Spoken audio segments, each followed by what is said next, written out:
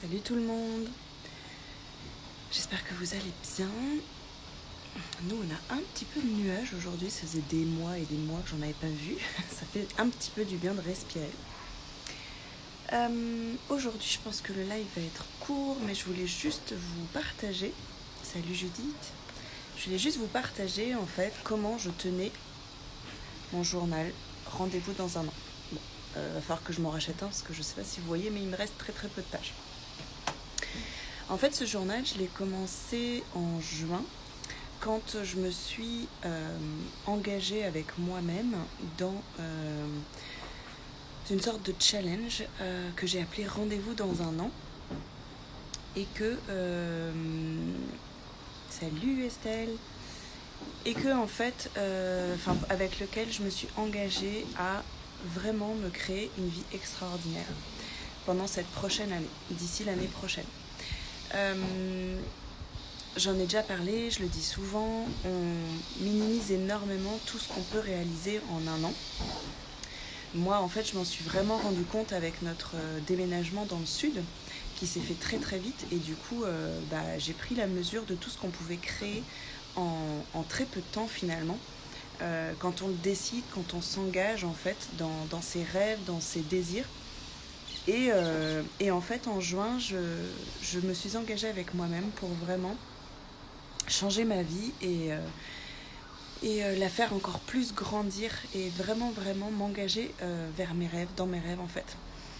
Et je voulais garder une trace de tout ça. Ce qui fait que je me suis acheté un carnet. J'ai jamais été trop carnet en fait. J'adore les carnets, j'en ai plein des carnets de notes. Je pense qu'on est nombreux et nombreuses, surtout nombreuses, à faire ça. Donc j'en ai plein, mais j'ai jamais vraiment tenu en fait les carnets parce que la plupart du temps je notais que je les utilisais un peu comme des journaux intimes en fait, à écrire un petit peu ce qui se passait dans ma vie, etc. Mais j'en voyais pas tellement l'utilité et l'intérêt. Là, c'est très différent en fait. Ce carnet, je le tiens de manière vraiment très différente parce que c'est vraiment pour garder une trace de cette année, de cette évolution. Et du coup, je l'aborde d'une manière très différente et je voulais juste vous partager, peut-être que ça peut vous servir, vous partager en fait comment je le tiens, qu'est-ce que j'écris dedans, comment je l'écris, etc. Donc j'ai établi un code couleur déjà. Parce que hello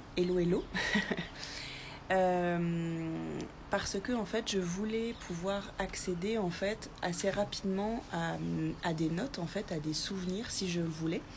Et c'est vrai que quand on écrit tout de la même couleur dans un carnet, surtout que là je pense que je vais en accumuler quand même quelques-uns des carnets, vu que là ça fait 2 mois et demi peut-être que je le tiens et qu'il est déjà quasiment fini, donc je pense qu'il va m'en falloir peut-être 4 sur une année.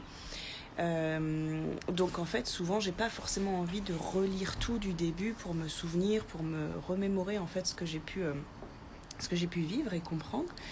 Donc j'ai établi un code couleur. J'utilise du noir pour mes objectifs, mes intentions, pour poser un petit peu tout ça. J'utilise du bleu pour du bleu turquoise quand même pour faire mon travail d'auto-coaching. En fait, souvent je le fais ça le matin. C'est vraiment un travail de journaling. Salut Coco. C'est vraiment un travail de journaling pour le coup, quand je sens que j'ai des blocages ou même quand je veux creuser des blocages. C'est-à-dire que je suis intimement convaincue que si on ne réalise pas nos rêves aujourd'hui, c'est qu'il y a encore des choses entre nous aujourd'hui et nos rêves en fait, et la personne qu'on est censé être en fait pour réaliser nos rêves. Et du coup en fait souvent en fait je pose cette question en fait: qu'est-ce qui m'empêche aujourd'hui, qu'est-ce qui est sur ma route aujourd'hui et qui m'empêche de réaliser tel ou tel rêve, parce que bien sûr j'en ai plusieurs à réaliser au minimum pendant cette année, et je suis ouverte à avoir d'autres idées. Et du coup, donc en bleu, je pose cette question et j'introspecte en fait, je creuse un petit peu tout ce qui peut se passer, je note toutes les pensées négatives qui peuvent remonter à la surface par rapport à l'idée de cet objectif.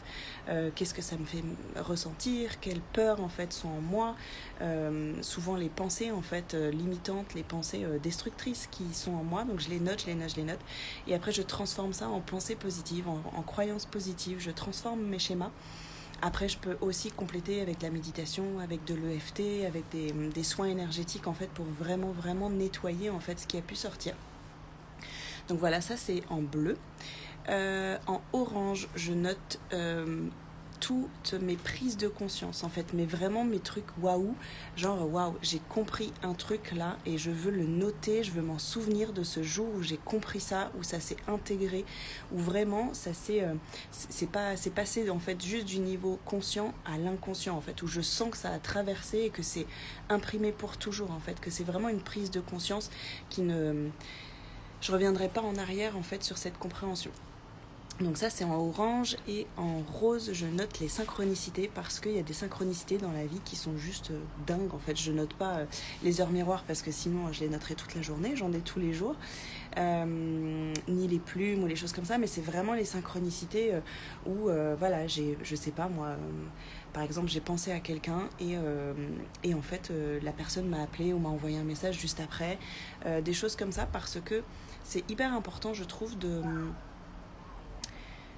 prendre conscience de ces synchronicités, qu'elles sont partout, et ça nous reconnecte aussi au pouvoir en fait de ces synchronicités, à tout ce que ça peut nous apporter comme message. Et moi j'adore parce que ça me permet de rester connectée en fait à mes objectifs, à mes rêves, et je me sens guidée et soutenue en fait. Après vous appelez ça comme vous voulez, l'univers, la vie, Dieu, comme vous voulez, hein. Moi je ne mets pas forcément de nom sur tout ça, ou vos guides, ou vos anges, ou votre âme, enfin voilà, en fait on met le nom qu'on veut hein, sur tout ça. Il n'y a vraiment pas il n'y a pas qu'une seule vérité. Mais en tout cas, voilà, je me sens soutenue et guidée, et je sais que je suis sur mon chemin. Et en fait, ça me reconnecte aussi beaucoup à mon âme d'enfant, parce que c'est un peu magique, les synchronicités, concrètement. On en a tous vécu et on en vit tous, peut-être pas tous les jours, mais très souvent quand même. Moi j'adore ça, j'adore les synchronicités. Donc voilà, j'ai vraiment ce code couleur où j'ai ces 4 couleurs et ces 4 catégories que je tiens dans mon carnet, et ça me permet vraiment, en fait là ça m'est déjà arrivé de revenir sur mes prises de conscience par exemple. Donc toutes les pages oranges en fait, je les ai déjà relues en fait pour me replonger un petit peu chaque fin de mois par exemple, sur ce que j'ai compris dans le mois, ce que j'ai avancé, ce que j'ai fait bouger à l'intérieur de moi. En fait, j'ai eu une hésitation parce que je suis en train de me dire que je pense que je vais rajouter une couleur pour noter les actions concrètes que je mets en place pour réaliser mes rêves. Parce que c'est important aussi de se connecter en fait à notre part énergétique et spirituelle, à l'univers. Moi en tout cas je fonctionne comme ça, pour poser des intentions, pour faire confiance que ça va arriver, mais il y a forcément des actions aussi à poser, et c'est important de très régulièrement, j'allais dire chaque jour, c'est encore mieux, poser des actions, même des toutes petites actions. Je sais pas, changer votre bio Instagram, c'est une action. Faire une séance photo, c'est une action. Appeler quelqu'un, je sais pas, renvoyer un message à quelqu'un que vous n'avez pas eu depuis très longtemps, peut-être que ça peut être une action dans le sens de vos objectifs et de vos rêves. Et je suis en train de me dire que je vais rajouter ce code couleur parce que ça va me permettre de rester connectée aussi à mon engagement, au fait que je fais ce qu'il faut pour réaliser mes rêves. Et je trouve que ça peut être intéressant. Voilà. Voilà pour moi. Je pense que c'est... Moi, je vous dis que ça va, ça fonctionne. J'ai une mauvaise connexion apparemment. J'ai été cette personne aussi pendant très longtemps en fait qui n'aimait pas forcément et qui voyait pas trop l'intérêt. Alors encore une fois, j'aime le carnet en lui-même. M'acheter des beaux carnets, j'aime ça. Mais par contre, quoi écrire en fait en mode journal intime, ça me plaisait pas.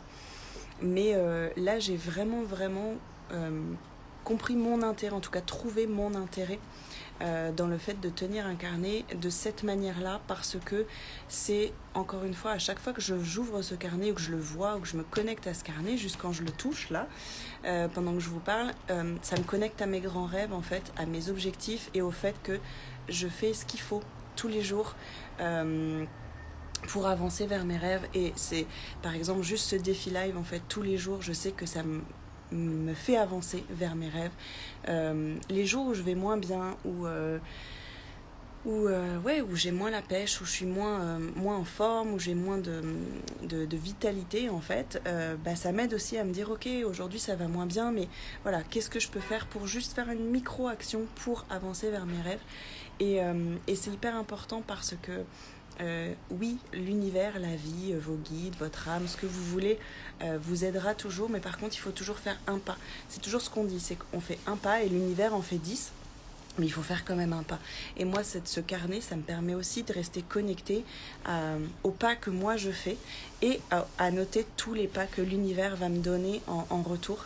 Parce que ce que j'ai vécu l'année dernière avec mon changement de région, en fait, ça sert à rien d'avoir des regrets, hein, mais j'aurais bien aimé, en fait, avoir une trace de toutes les émotions par lesquelles je suis passée, toutes les synchronicités, parce que, en fait, je sais, avec le recul, je me souviens à quel point c'était fou, en fait. Régulièrement, avec mon chéri, on se disait, mais c'est juste dingue, on l'a pas vu venir, ce truc, c'est juste incroyable. Et je me souviens, en fait, qu'il y a eu plein de choses comme ça, mais je me souviens pas exactement de chaque étape. Et du coup, on oublie, et le cerveau, il a tendance à un peu minimiser les souvenirs. Et c'est dommage, parce que je trouve ça génial, et que j'ai hâte, en fait, finalement, d'être à l'année prochaine pour réouvrir ce petit carnet et de me dire, ah ouais, c'est là que j'ai compris ça, et ça a tout changé depuis, en fait, je suis arrivée là.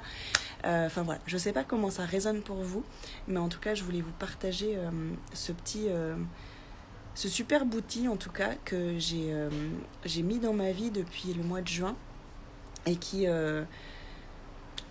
soutient vraiment, vraiment mes rêves et mes objectifs. Et je vous encourage en tout cas à vous créer un outil qui vous correspond parfaitement pour être connecté quotidiennement, en fait, à vos rêves. Alors, j'écris pas quotidiennement dedans, hein, mais juste le fait de l'avoir, de savoir qu'il est là, de savoir qu'il y a déjà plein de précieux souvenirs de